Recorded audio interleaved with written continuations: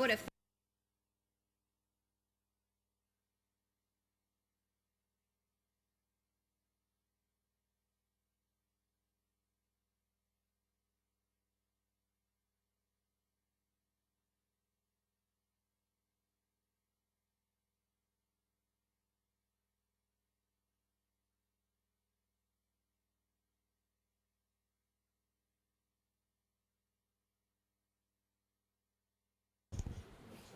Okay, can I get a motion to come back into session? Make a motion, come back in session. Second. Discussion? All in favor signify by saying aye. Aye. Those opposed, back in. All right, you want to read the last one? Yeah, docket number OC 19006, an application has been filed requesting a conditional use permit for a detached accessory dwelling unit, variance and waiver located at 3003 North Highway 1694, Crestwood, Kentucky. All right, this is your last item for the day. This is as Mr. Payton stated, this is an application for a conditional use permit for a detached accessory dwelling unit, a variance for the maximum square footage allowed, and a waiver to allow the property or the utilities to remain separated for a existing structure located at 3003 North Highway 1694 in Crestwood. This is an aerial view of the property outlined in red. This is an area view that shows the existing drives and structures. This shows the zoning layer that shows that the property and surrounding properties are zoned AG1 agricultural. History on the property: on May 16th of 2002, the Oldham County Board of Adjustments and Appeals approved an application for a conditional use allowing a home occupation. There was an art studio that was located in the barn. That was docket 3440.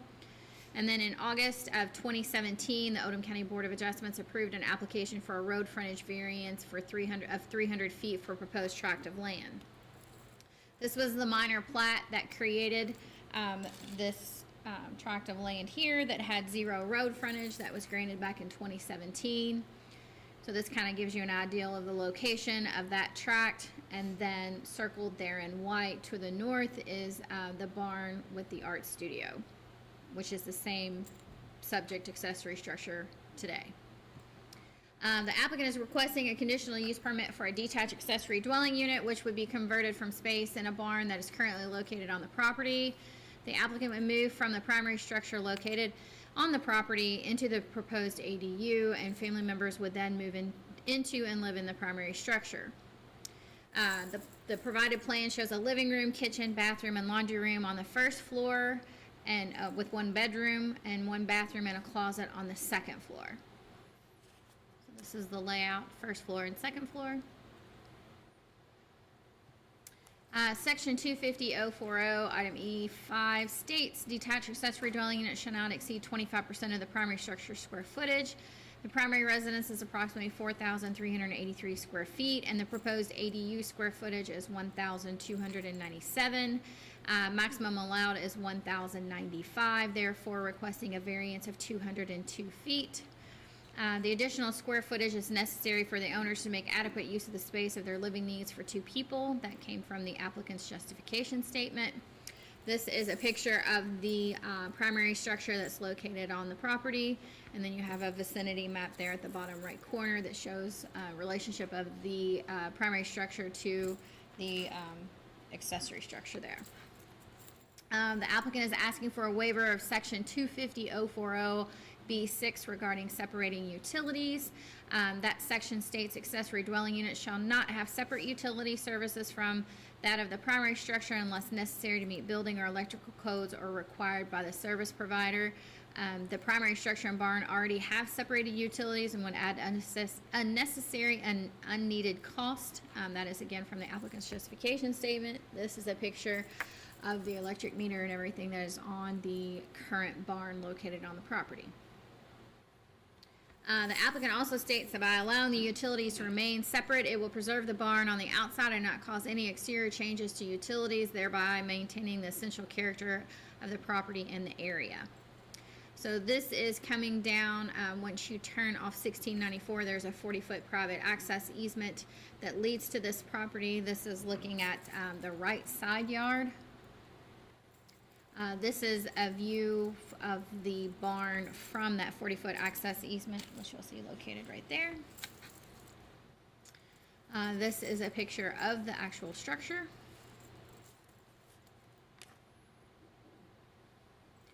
This is the north adjoining property owner.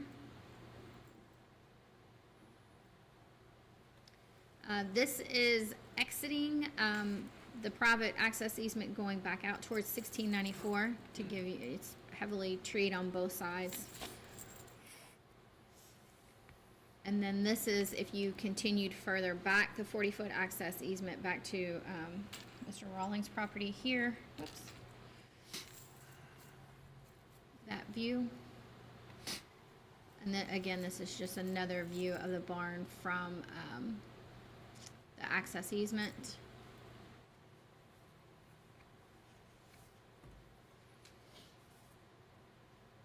It's just another view of the heavily treed pathway or passageway.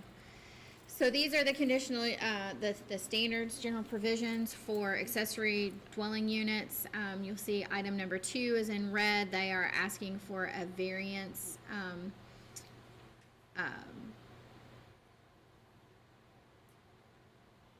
for this. I don't know. Why do I have that checked? I think that's a mistake.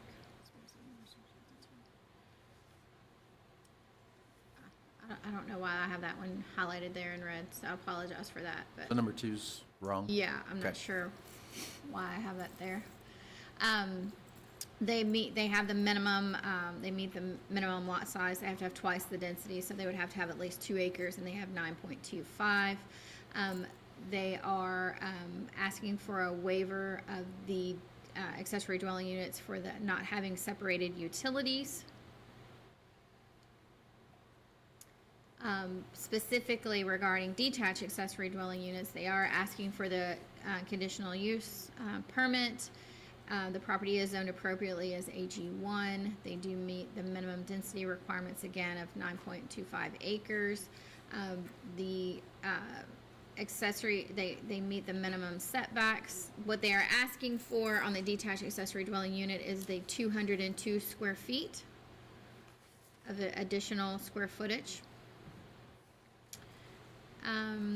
And the detached accessory dwelling units, it meets, it has more than 5 feet from the primary. The height, again, this is an existing structure that they are wanting to convert. And it's not located in front of the primary structure as well. So in summary, the applicant has 3 requests before you today. They're asking for a conditional use permit for a detached accessory dwelling unit. They're asking for a variance for the maximum square footage allowed, and they're also asking for a waiver of the requirement to have separated utilities. So on the history, that was,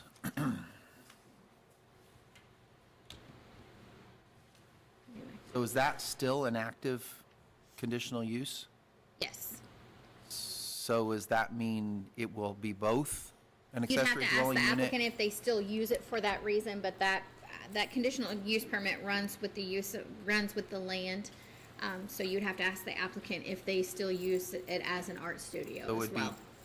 it could either be 2 things or one given up to do the other, and then if that was the case, would we be taking action to end that potentially? I don't think so, no.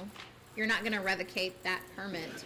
You need to ask the applicant, Okay, even if we that's can do that. even an issue. So Okay. they can address that, whether or not they still have an art studio there or not. Right, and just a reminder that a conditional use, if we look at it annually and they stay in compliance with the requirements of the conditional use approval, it becomes a permitted use by right.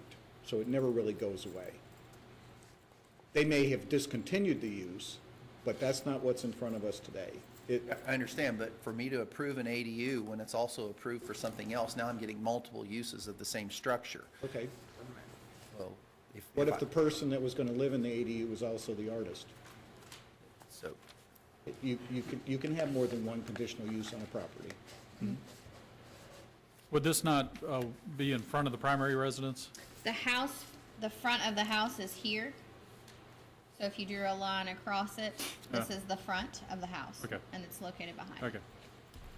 and then, based on what I'm seeing here, it looks like, well, it has a bigger footprint than the 25%. It's all within the existing walls of a current building, correct? They're not utilizing the entire structure I as understand, any use but space. I guess I didn't ask my question right. So they're not expanding the footprint of the current building, Correct. correct? Okay. Correct. All right. Yes.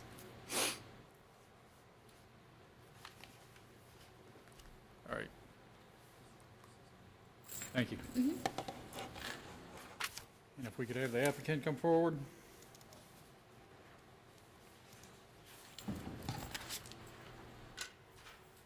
John Talbot, Barton Warper Talbot Roberts. My address is 1000 North Hurstbourne Parkway, Louisville, Kentucky, 40223. Thank you all very much for hearing our case. Amy, thank you for that nice presentation. And Jim, I wanted to say hello. It feels better being here. I feel like I've got a little bit better chance today, and I'll be considerably shorter than last time I was at this podium. We are here, the two gentlemen I have with me, Bill Steyer, he is the builder that will do the construction, and Orson Oliver, he is the member of the LLC that owns the property. He's the manager. He's the in-house counsel for the Schneider companies with the Galt House. He and his wife are going to use this accessory dwelling unit, and they'll probably use it primarily on the weekends, and his daughter and her family is living in the house, and they're all members of the LLC. So it's going to be very much a family affair. In response to your questions regarding the other CUP, we do not have any motion to rescind that.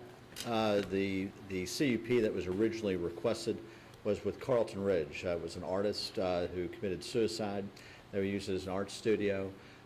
We are not going to use it as an art studio. I mean, that would be a very, very narrow purpose to have been used for that. They're not artists. They're going to be using this to actually live in.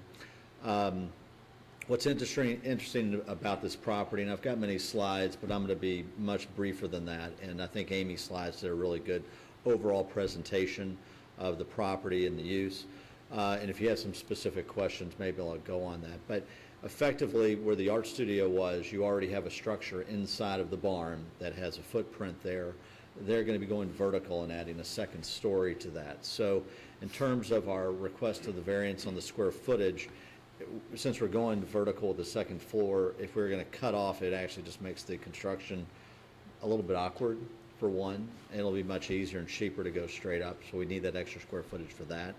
Additionally, I think the purpose behind the square footage limit doesn't really apply here. I mean, usually you want, obviously, if you're going to have a detached accessory dwelling, you don't want that to overwhelm for looks and aesthetics and probably use anyway. Since this is all going to be wholly contained inside of the barn itself, aesthetically, nothing on the exterior will change at all.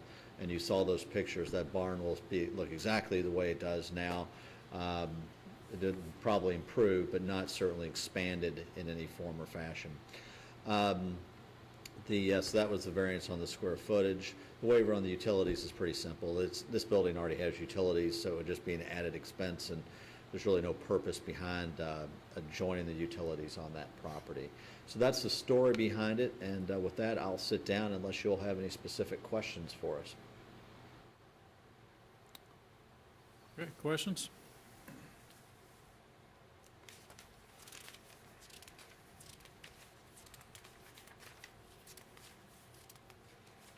I did tell Amy my goal was to finish it in less time than your all's break.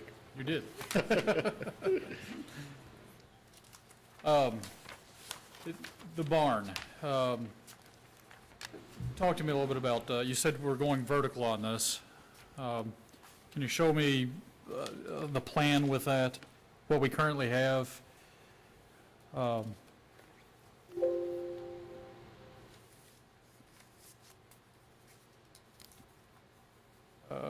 That's what we have in our packet.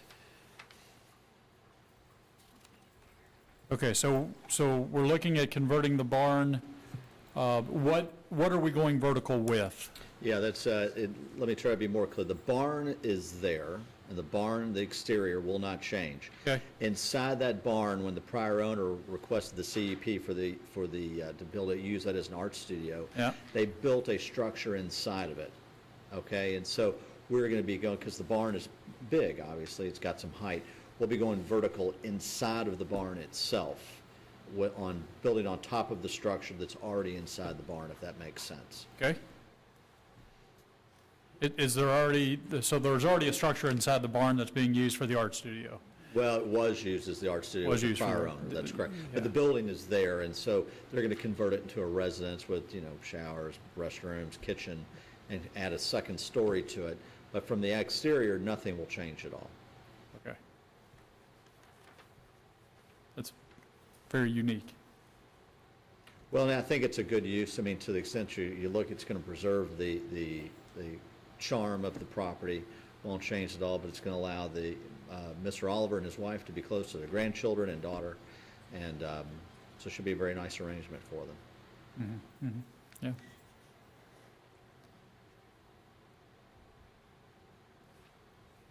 So, I mean, I know that, as Jim stated, it is correct that you can have more than one CUP on a property, but what I think I'm hearing then you saying is the prior CUP has no value to what you guys are doing. You're not trying to operate an art studio and have an ADU at the same time. I haven't checked with Mr. Oliver on his artistic ability, but since I'm a lawyer and he is too, my guess is it's not really all that good.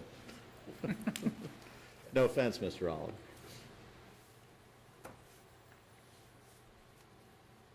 What's the current size of the art studio? Or what was used? I'm assuming it's effectively doubling from 600 feet, but Mr. Steyer, if I could bring him up for that question, I don't know the precise answer on that. I know we're going to be about 1,200 square feet, 202 feet above what if you took the 25% number. So, Bill, do you know, can you come up here real quick? I can get you sworn in as well. Do you solemnly swear to tell the truth, the whole truth, and nothing but the truth? And Bill, do you what's know your what oh, I'm sorry, go ahead. Name? name and address, Bill? Total square footage would be, Can I get your name and address? Bill Steyer, 100 Howell Road, Okay. Suite 1, Louisville, Kentucky, 40207. I'm a general contractor, Okay, Bill. licensed contractor. All right, very good. And tell me about the square footage and the, Square footage right now, the total would be 1297. Now, what's the square footage on what's currently there on the first floor, inside the structure? Let's see, I've got that on my sheet.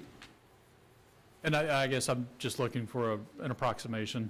Are we? I think effectively we're doubling it. Just so doubling, It's probably okay. about 600 feet. Okay.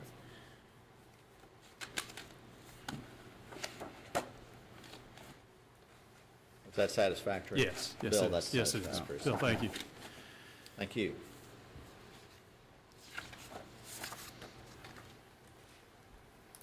All right. Other questions?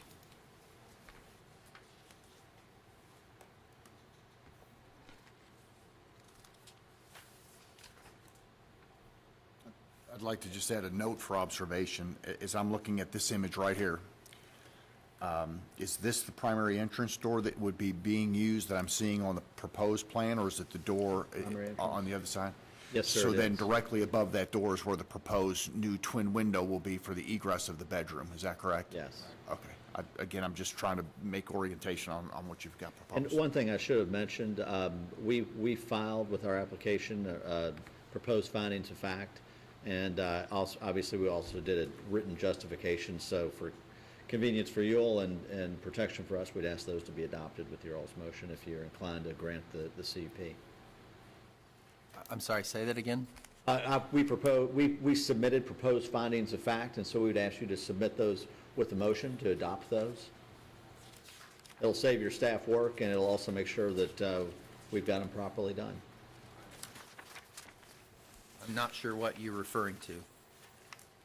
As someone who often makes the motions, we kind of would need to understand what you're Yeah, talking about. we our office typically provides proposed findings of fact that we prepare and submit formally with your all's filing, so, and we do that relatively routinely. Can we put that on the screen, just so we know exactly what we're talking about again? No, I had, let me get my Well, there's file. two decisions, so. 3 decisions. Variance, I'm sorry. waiver, conditional use. There's your variance justification. Yeah, What let do me you get, want? let me get it out of my file here.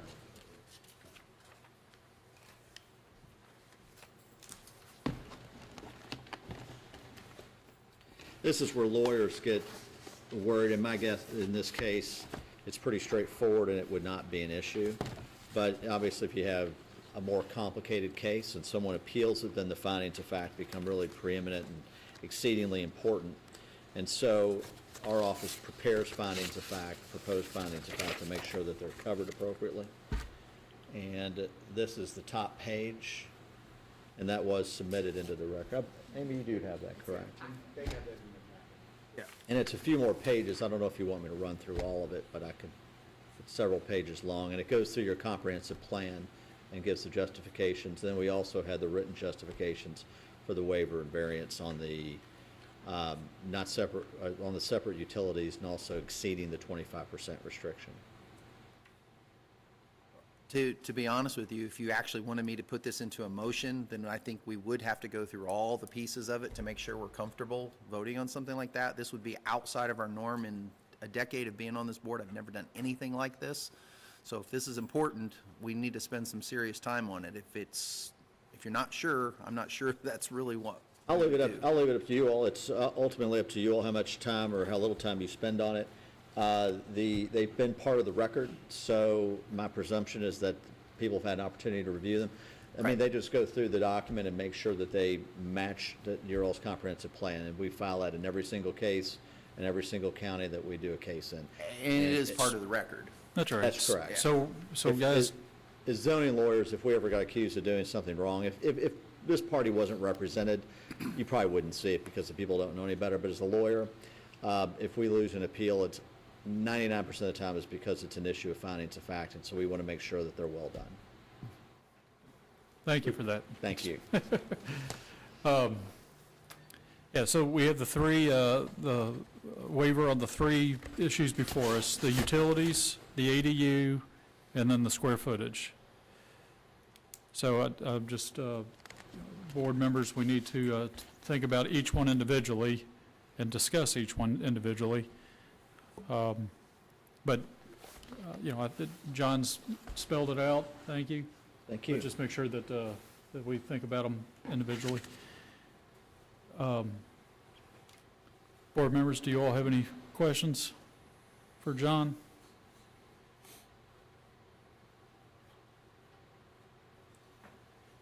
Okay, seeing nobody else in the audience, we don't have anybody speaking in favor or opposed. Final statements? I guess before we go into that, Mr. Chairman, I guess one of the questions and again, if the rest of the board doesn't think it's an issue, for me, we're changing the character of what this building's being used for, right? And before, there was a CUP saying this barn is now going to be an art studio. Now we're saying this barn's now going to be an ADU. So to me, to have both things that are supposed to be approved for one unit, which we're literally converting the square footage that used to be used for the art studio into this, to me, there needs to be a revocation of the prior CUP. Because to allow it to go on seems like would be wrong, because this is now a different use of the same footage. Well, and the applicant has said that they don't care to have that conditional use permit for the art studio, so make a motion to rescind the original one, and if that's what you feel you need to do. CUPs Basically. run with the land, right? They do. Mm-hmm. So again, I mean, this could be used as an art studio. It's been approved to do so. Correct. But now we're It taking. is today an art studio and can be tomorrow an art studio. In addition to that, they're asking for it to be used as an ADU. I have a question. This gentleman sells the property to me next week, and I want to make it an art studio. I would not have to go in front of this board to make it an art studio if it was already done that way. That's the only problem I see with your question. Right. If And- I wanted to become an art studio, it could be because it was already approved that way. That's right, it Well, is. let me say it differently. It would not just, but I'm saying it like it's an and, not an or. Because right now, you could have both things going on at the same That's right. facility. You could, and if they wanted to, they could so accommodate that, and, but again, if it suits you and everybody else on the board, just revoke it, because they've already admitted they don't really care to have it, so. What if somebody wanted to make it a photography studio? Then we should hear that case. We could It's hear- a different could it- case. Could it be an art studio and a photography studio? We'd have to hear that case. To my mind, this is converting, we're taking what used to be the art studio and Splitting hairs here. and creating it into an ADU. Some So- people would say photography is art. Okay, well, Okay, But photography is separately listed in our conditional use permit. right. So for me, if we Uses. were going to make it an and, those are two things to hear. And what I'm saying is, converting it to an ADU, I don't have an issue with. But having both, we need to hear that as a both. So then do away with it because the applicant doesn't care to maintain it. And So- I'm with you. Yeah. I'm discussing.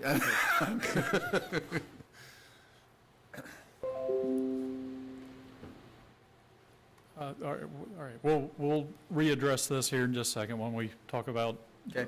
discussion with the board members. So that was a sideline for me, put you back on track where you were at. All right, all right. Board members, any other questions for anybody else in the audience? All right. We'll go ahead and close the floor and open it up, general discussion. In my mind, Rob, I'm okay with either way we go. It doesn't matter to me. I'm okay with it being a dual use. So I guess, board members, what is your all's feelings? I'm with you, Larry. I'm okay Modification. with the. You're okay with keeping it as is? I agree with you, Larry. No problem. Okay, all right. Okay. You I can brought choose to it make up. a motion No, or not. I brought it up. All right, very good. All right, any other discussion among board members? Well, I think if we go through the three separate issues, the utilities are already separately metered. To go and ask them to put it back, or to make it where it was only on one, is extra cost that I don't think is of any value. Frankly, that's a regulation that I've never quite completely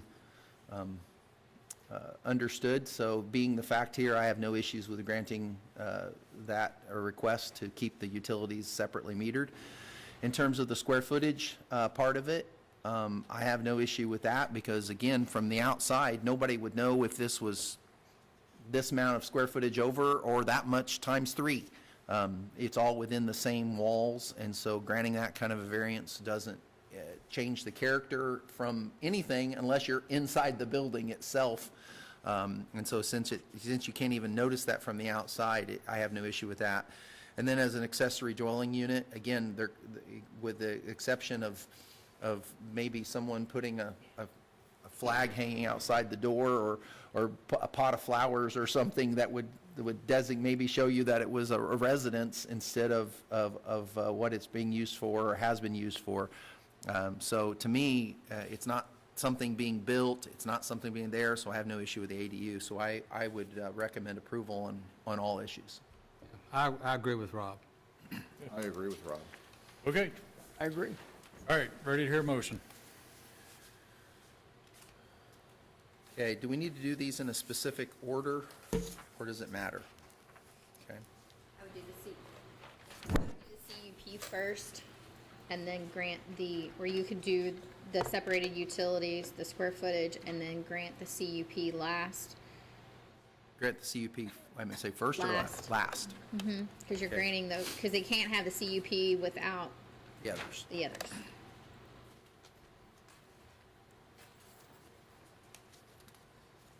Give me just a minute, I will make motions. Okay.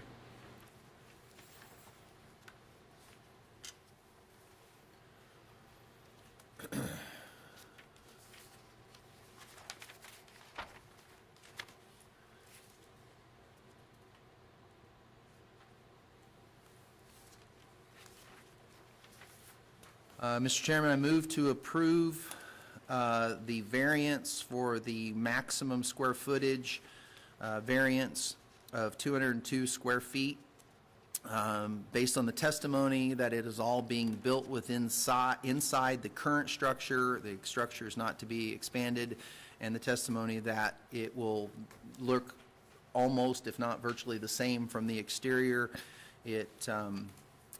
Based on that, it will not adversely affect the public health, safety, or welfare, nor alter the essential character of the individual property or the vicinity, and not be a hazard or a nuisance, and is not an unreasonable circumvention of the requirements of the zoning regulation based on that testimony.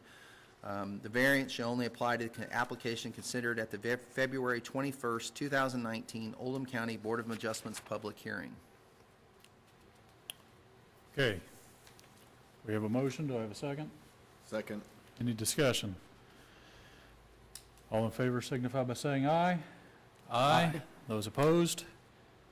Okay, that one's been approved. Aye, by the way, I was. All right, next one.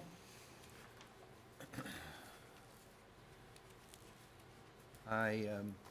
Chairman, I make a motion to approve the waiver for having the utilities separate because they are utilizing a current, based on the testimony, they're utilizing a current structure that already has separate utilities. Requiring them to change that to one set of utilities is a unnecessary expense and nuisance to the applicant. That would create again, expense and hardship that's not needed.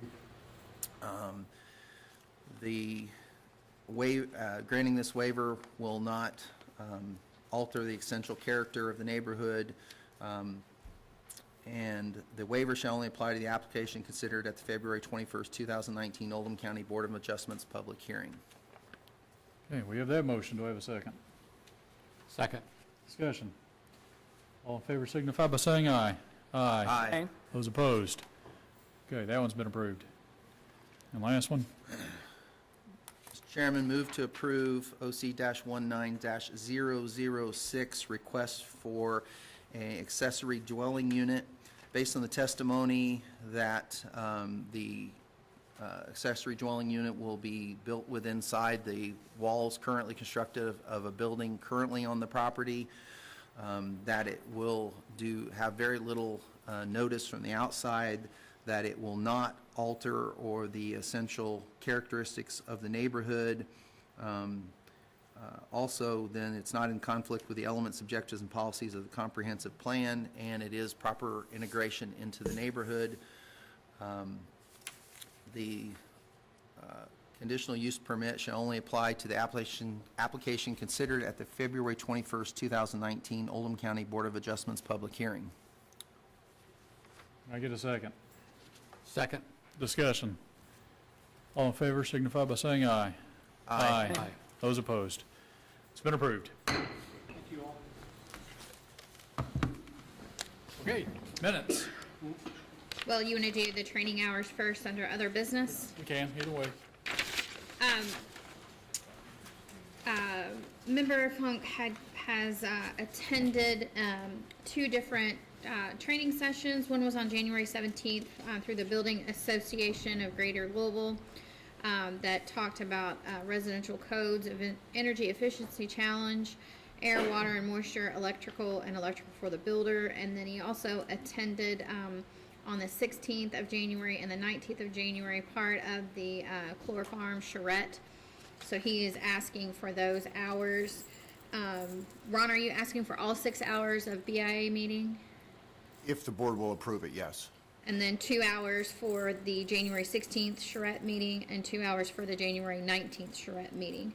And Jim and I attended those meetings as well. What was the charrette meeting?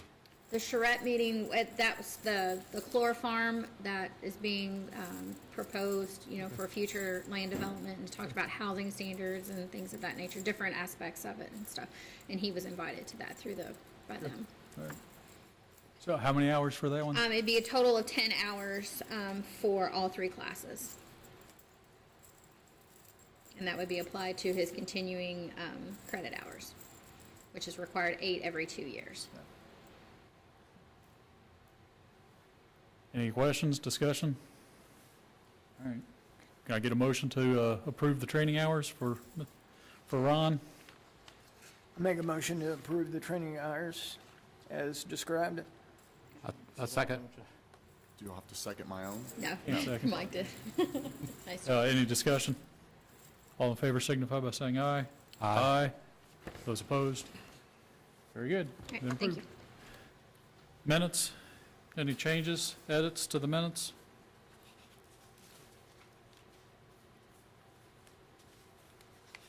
I make a motion to accept the minutes of Thursday, January 17th, Board of Adjustments meeting. Second it.